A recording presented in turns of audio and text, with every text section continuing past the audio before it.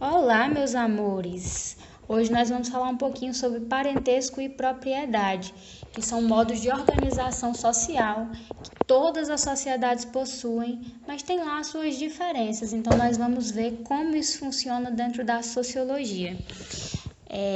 Eu espero que vocês estejam superando esse momento de dificuldade, né, esse isolamento social, e que em breve a gente possa estar junto, porque eu também já estou morrendo de saudade de vocês. Também entendam, né, que esse áudio talvez não fique dos melhores, mas a gente vai em frente, tá? Como nós já vimos em outras aulas, as sociedades ocidentais elas criaram uma espécie de organização social, uma hierarquia, como uma escadinha, né, em que uns seriam posicionados como sendo mais desenvolvidos do que os outros. E essa escadinha é o que a gente chama de evolucionismo social. Nesses critérios que foram estabelecidos pelas sociedades ocidentais, as teorias elas vão se basear em dois tipos de critérios. O progresso tecnológico, que é o nível de tecnologia que cada sociedade tem, e também a presença da propriedade privada e de um Estado organizado. Então, para que uma sociedade fosse considerada avançada pelas sociedades ocidentais, era necessário que ela tivesse um estado organizado e a definição dos bens, né, do que seria propriedade privada. O principal teórico que fala sobre o evolucionismo social no nosso contexto é o Lewis Henry Morgan. Para o Morgan, a passagem do estado de barbárie para a civilização, ela acontece a partir do momento que as pessoas começam a adotar a propriedade privada como um modo de organização da vida. E por que isso, gente? Porque nas sociedades que eles chamam de primitivas, né, as ditas primitivas, a propriedade é coletiva, tudo pertence a todos. Mas a partir do momento que alguém define esse território é meu, ou essa casa é minha, essa caça é minha, é preciso que existam leis e mecanismos que garantam que essa propriedade privada seja respeitada. Porque se não houver uma lei que garanta que determinada terra é de alguém, o que impede as outras pessoas de invadirem e tomarem posse desse local? Então, para as sociedades ocidentais, principalmente para os estudiosos europeus e estadunidenses, né, que atuaram nisso lá no século XIX, as sociedades que eles chamavam de primitivas pareciam muito desorganizadas, desordenadas, porque não há uma lei, não há um sistema que proteja a propriedade privada. Os bens pertencem a todos e eles são administrados de maneira coletivamente. Então, para esses estudiosos, a principal característica de uma sociedade primitiva vai ser justamente essa questão de não haver propriedades privadas. Mas então, se não existe Estado e não existe propriedade privada nas sociedades que são chamadas de primitivas, como elas se organizam, né? Então, nós temos dois pensadores que vão dar a explicação para esse questionamento, que seriam o Lewis Henry Morgan e o Henry Summer Maine. Esses dois pensadores, eles chegaram à conclusão de que as sociedades primitivas se organizavam com base no parentesco. Parentesco, o que é isso? Vocês têm família, né? Então, a família é simplesmente um sistema de parentesco. O grau de parentesco de um indivíduo com relação ao outro geralmente define também estruturas. Então, todas as sociedades, elas definem papéis que os indivíduos vão desempenhar ao longo da sua vida. E esses papéis geralmente são estabelecidos dentro da família, que é o que a gente chama de sistema de parentesco na sociologia.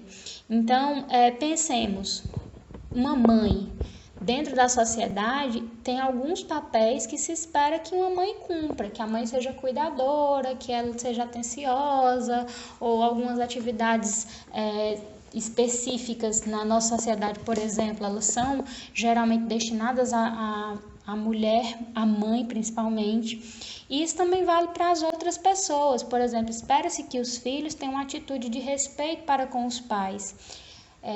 E de acordo com a sociedade, esses papéis eles também mudam, porque são papéis sociais. Então, em algumas sociedades, você pode chamar de pai ou de pater, enfim, uma pessoa do sexo masculino, né, que merece um respeito e que tem uma autoridade dentro da comunidade, sem ser necessariamente o pai sanguíneo daquelas pessoas. Então, a família é um sistema de parentesco. Todas as sociedades têm sistemas de parentesco?